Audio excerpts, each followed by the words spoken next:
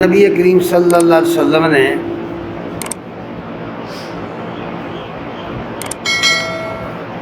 اس دعوت کے نتیجے میں ایک جماعت تیار کی تھی،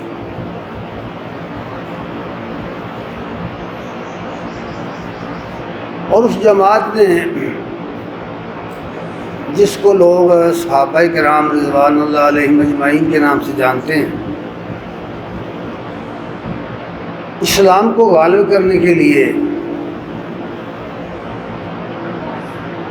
اپنی جان مال، اپنی وطن، اپنی رشتہ داروں، عزیزوں اور برادری وغیرہ سب کچھ کو قربان کر دیا تھا۔ دنیا میں اگر انہیں کوئی چیز عزیز تھی تو وہ صرف اسلام۔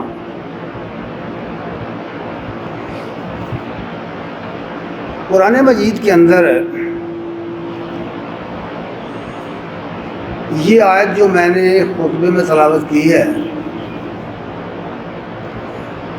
یہ سورہ نام کی 2 آیات ہیں، 161 اور 62۔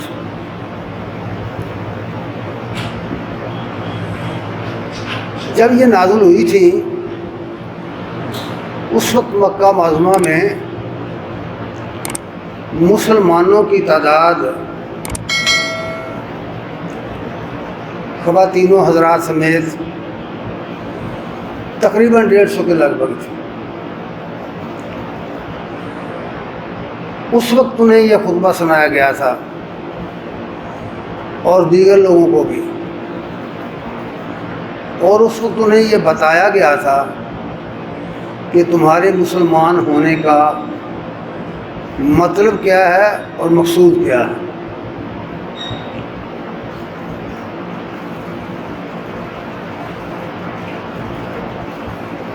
اس آیت کریمہ کا مطلب یہ ہے،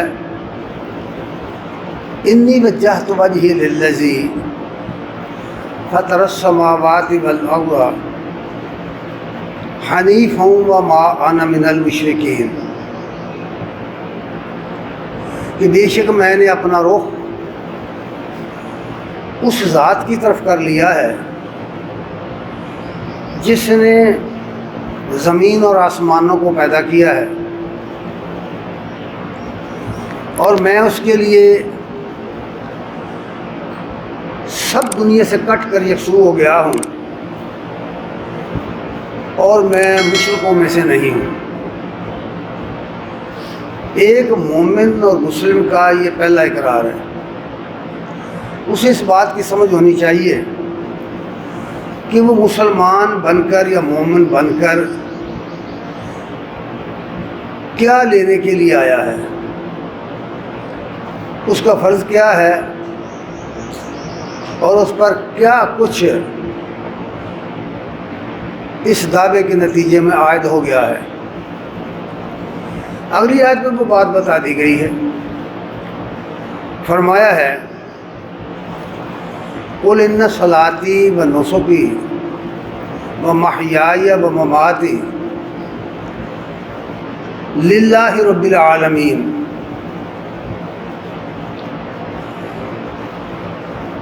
اے نبی کہہ دو کہ بے شک میری نماز اور میری قربانی اور میرا جینا اور مرنا اللہ رب العالمین کے لیے، لا شریک لہ، جس کا کوئی شریک نہیں ہے، وَبِذَالِکَ أُمِرْتُ وَأَنَا أَوَّلُ الْمُسْلِمِينَ، مجھے اسی بات کا حکم دیا گیا ہے اور میں سب تابع دار لوگوں میں سے سب سے پہلے سر تسلیم خم کرنے والا ہوں، سب سے پہلے میں مسلمان ہوتا ہوں۔ گویا 7ویں سال نبوت کے یہ عقیدہ اور یہ مشن صحابہ کرام کے سامنے رکھ دیا گیا تھا، اور اس میں بتایا گیا ہے کہ ایک مسلم، ایک مومن کو دین حق کے قیام کے لیے، اس کو غالب کرنے کے لیے کیا کیا قربان کرنا پڑے گا۔ اس کا سب کچھ اللہ کے لیے ہے اور اللہ ہی کی طرف سے ہے۔ آج مسلمان، پوری دنیا کے مسلمان عید الاضحیٰ کے موقع پر قربانی کرتے ہیں، بڑے ذوق شوق سے، بڑی محبت سے، بڑے ولولے سے یہ عمل کرتے ہیں، اور پوری دنیا میں کروڑ جانور ذبح کیے جاتے ہیں،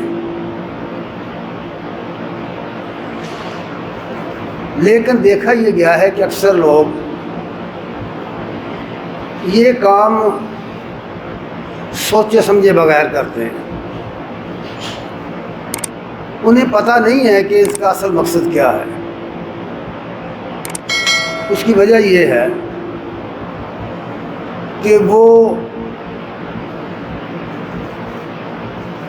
دین اسلام کی اصل روح سے اور اس کے اصل علم سے بے خبر اور نابلد ہیں۔ محض قربانی رسم کے طور پر کرنا کوئی معنی نہیں رکھتا، اور اس کا دنیا میں یہ فائدہ تو ہے کہ آدمی گوشت کھائے گا، اس کے گھر والے، اس کے محلے والے گوشت کھائیں گے، لیکن شاید آخرت میں اس کا کوئی فائدہ نہ ہوگا۔ اس لیے یہ بات بہت ضروری ہے کہ سمجھ لیا جائے کہ آخر یہ قربانی کیوں کرنی ہے، اس پر اتنے پیسے لگانے ہیں تو کیوں لگانے ہیں۔ اگر سمجھ کر قربانی کی، اس کے مقصد کو جان لیا اور اس کے مقصود کو پا لیا، اور پھر اس مشن کو سامنے رکھ کر قربانی کی جس کے لیے یہ واجب کی گئی ہے یا جس کے لیے یہ مصنون بنائی گئی ہے، تو پھر آدمی اپنے آپ کو اس دین کی ترویج و اشاعت کے لیے ہر وقت تیار پا سکتا ہے، ہر وقت تیار کر سکتا ہے۔ اور قربانی محض رسم نہیں ہے لوگوں، قربانی دراصل ایک سبق ہے۔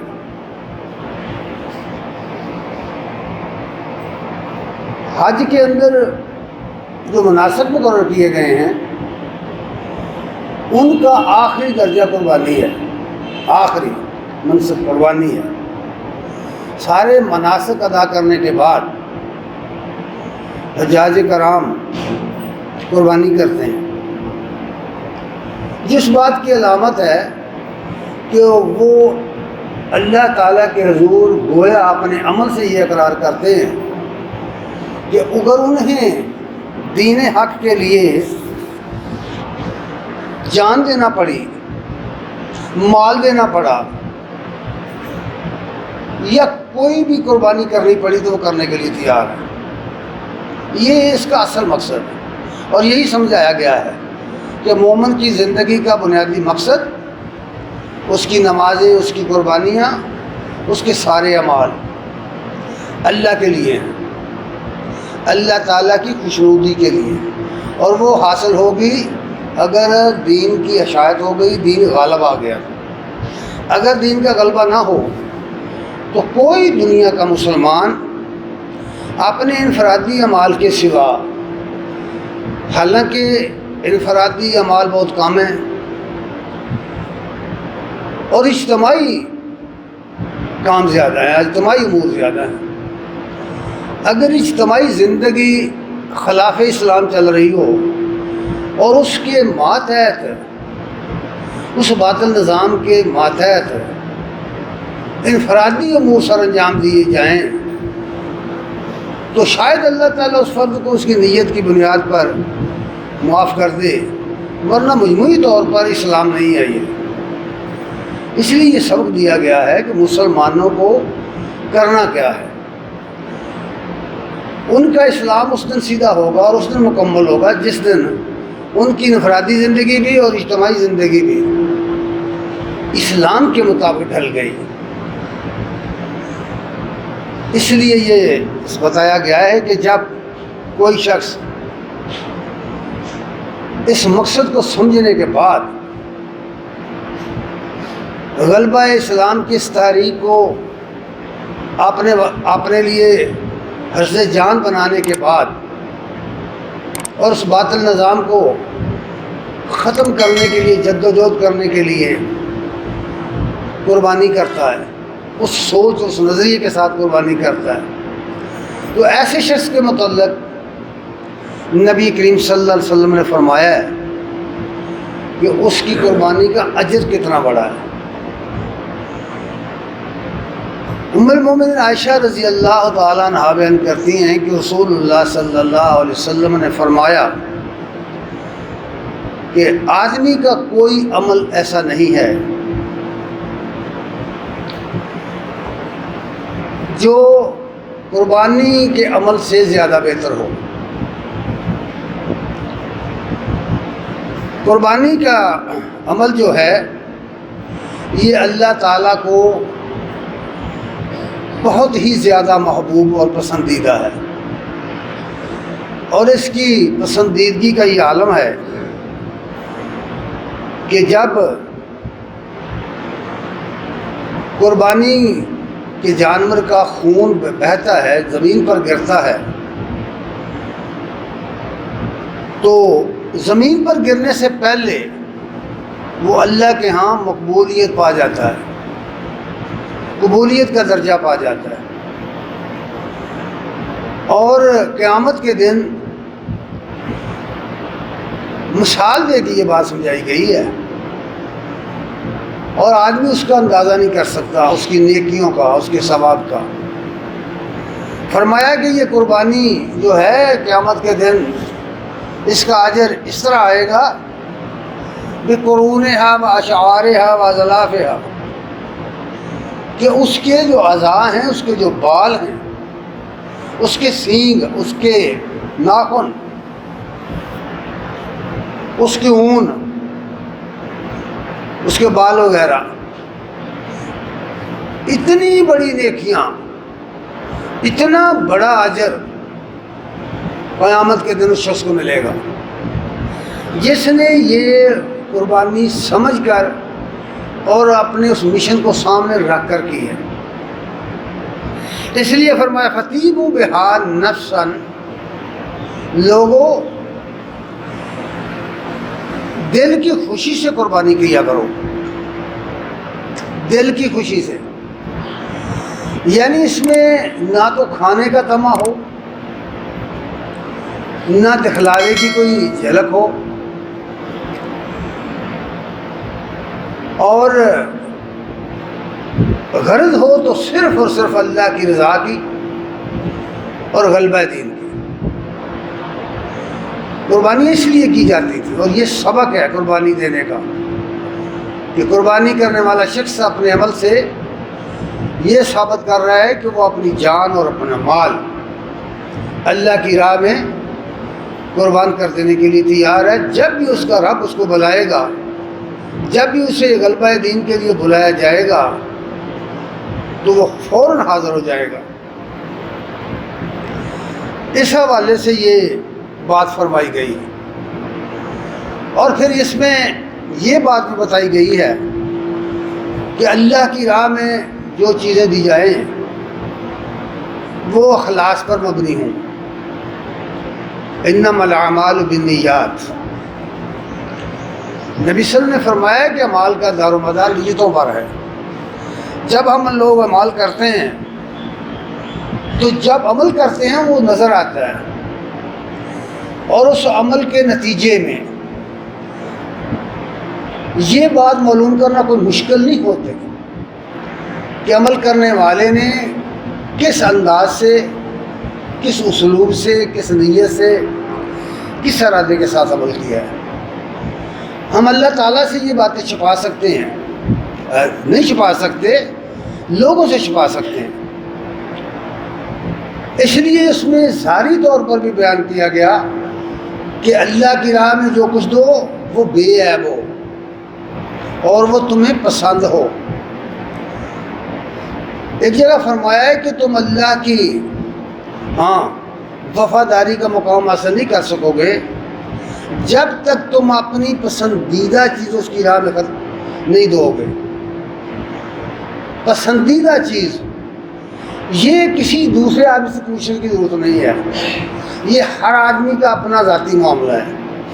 وہ یہ بات اپنے دل سے پوچھے، اس کا دل سے بتائے گا، اس کا ضمیر اسے بتائے گا، اس کا ضمیر اسے بتائے گا کہ وہ کس نیت سے، کس ارادے سے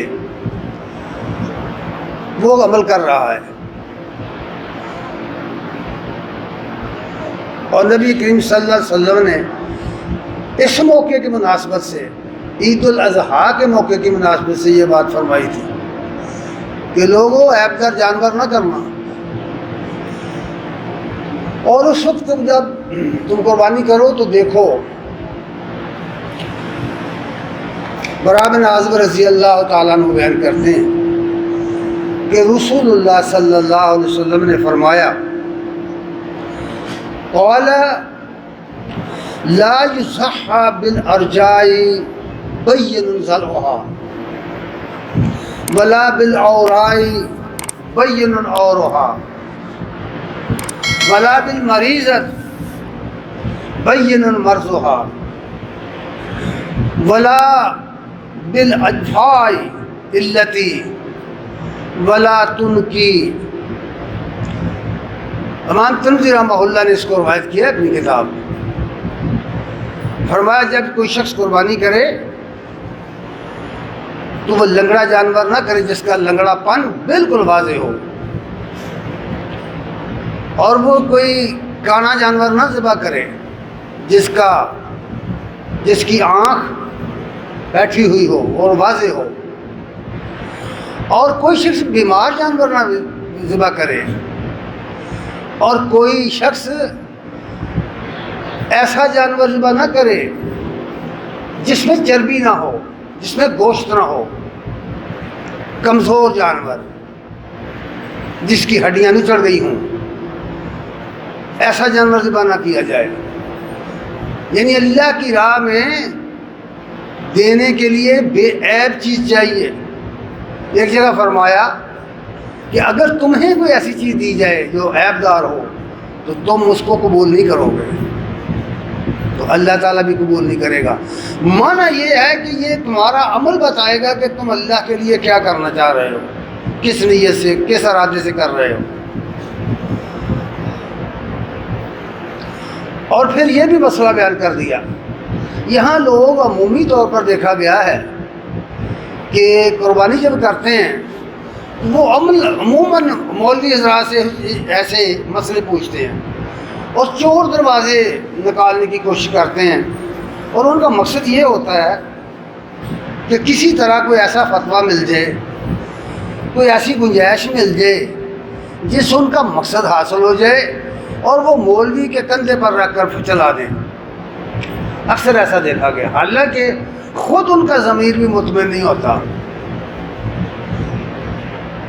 یہ بات جان لینی چاہیے کہ جس چیز کو نبی صلی اللہ علیہ وسلم نے ایک موقع پر یہ بات فرمائی تھی کہ جو چیز تمہارے دل میں کھٹکے اور تم اس کو لوگوں سے چھپانا پسند کرو وہ نیکی نہیں ہے۔ یعنی برائی کی پہچان یہ ہے کہ تم یہ سوچو کہ میرے اس عمل کا پتہ دوسرے کو نہ چل جائے تو سمجھ لو کہ وہ برائی ہے۔ یعنی اس کا مفتی اس کے اندر بیٹھا ہے، باہر سے پوچھنے کی ضرورت ہی نہیں ہے۔ جانوروں کے ذبح کرنے کے سلسلے میں یہی باتیں ہیں کہ بالکل مریل قسم کے جانور ہوتے ہیں، 6 مہینے کا، 7 مہینے کا بھیڑ کا بچہ ہوتا ہے۔ لوگ کہتے ہیں جی مولوی صاحب یہ جائز ہے نا، نبی صلی اللہ علیہ وسلم نے فرمایا کہ بھیڑ کا بچہ دینا جائز ہے۔ بھائی ٹھیک ہے، فرمایا ہے، لیکن اس طرح نہیں فرمایا۔ نبی صلی اللہ علیہ وسلم کی جو حدیث نقل ہوئی ہے، جو نبی کریم صلی اللہ علیہ وسلم کے قول نقل ہوا ہے، جابر بن عبداللہ رضی اللہ تعالیٰ عنہ بیان کرتے ہیں کہ رسول اللہ صلی اللہ علیہ وسلم نے فرمایا لا تذبحوا الا مسنہ الا یعصر علیکم فتذبحوا جزعۃ من الضأن۔ اس حدیث کو امام مسلم نے روایت کیا ہے۔ فرمایا کہ مسنہ کے سوا ذبح نہ کرو، یعنی وہ جانور جو اپنی عمر کے 2 سال پورے کر کے آگے کے 2 دانت کرا چکا ہو، یعنی دندے کے سوا ذبح نہ کرو۔ کئی حدیث میں یہ بات آئی کہ دندے کے سوا جانور ذبح نہیں کر، ذبح کرا۔ دندے کے سوا گائے، دندے کے سوا اونٹ، گائے اور بکرا اور بھیڑ، اصل قربانی کے یہی جانور ہیں۔ اللہ تعالیٰ نے قرآن مجید کے اندر جہاں جانوروں کے جوڑوں کا ذکر کیا تو وہاں انہی نسلوں کا ذکر کیا، انہی جوڑوں کا ذکر کیا ہے سورہ نام میں۔ اور پھر فرمایا کہ اگر کوئی تم میں سے تنگ دست ہو، کوئی غریب آدمی ہو اور قربانی کرنا چاہتا ہو تو اسے کھیرا، بھیڑ کا بچہ کھیرا کرنے کی اجازت ہے۔ کھیرا کا معنی یہ نہیں ہے کہ وہ بہت ہی کمزور ہو یا بہت چھوٹا ہو، اس کا معنی یہ ہے کہ بے شک وہ سال کا ہو گیا ہے تو ابھی وہ دھندہ نہیں ہوا، وہ دینا جائز ہے، عمر پوری ہو، اس کی فربہ ہو، اور وہ اگر سال کے جانور میں چھوڑا جائے تو پہچانا نہ جائے، دھندوں میں چھوڑا جائے تو پہچانا نہ جائے، موٹا تازہ ہو۔ اس کی روح بیان کر دی کہ کوئی تنگ دست ہے تو ٹھیک ہے، وہ جزا دے دے۔ اس سے یہ بہانہ بنا کے اس کو، یا اس سے یہ طویل کر کے جان چھڑانے کا راستہ نکالنا، اللہ کو دھوکہ نہیں دیا جا سکتا میرے بھائی۔ اللہ ہماری نیتوں سے واقف ہے۔ یہ مسائل ہیں جو بیان کیے گئے ہیں، اور یہ جانوروں کے ذبح کرنے کا جو بنیادی مقصد ہے وہ بھی بیان کیا ہے۔ یہ مت سمجھو کہ اللہ تعالیٰ کو ان جانوروں کے خون یا ان کے گوشت کی کوئی ضرورت ہے، اللہ کو اس کی کوئی ضرورت نہیں ہے۔ سورہ الحج کے اندر آیت 3-4 آیات ہیں جہاں فرمائی یہ بات۔ 37 آیت کے اندر فرمایا لَن يَنَالَ اللَّهَ لَحُومُهَا وَلَا دِمَاؤُهَا وَلَكِنْ يَنَالُهُ التَّقْوَى۔ اللہ تبارک تعالیٰ کو نہ تو ان جانوروں کا گوشت پہنچتا ہے، نہ ہی ان کا خون۔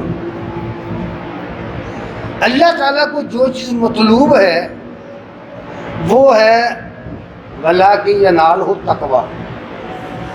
اس عمل کے پیچھے تمہارا کردار، اس عمل کے پیچھے تمہارا تقویٰ۔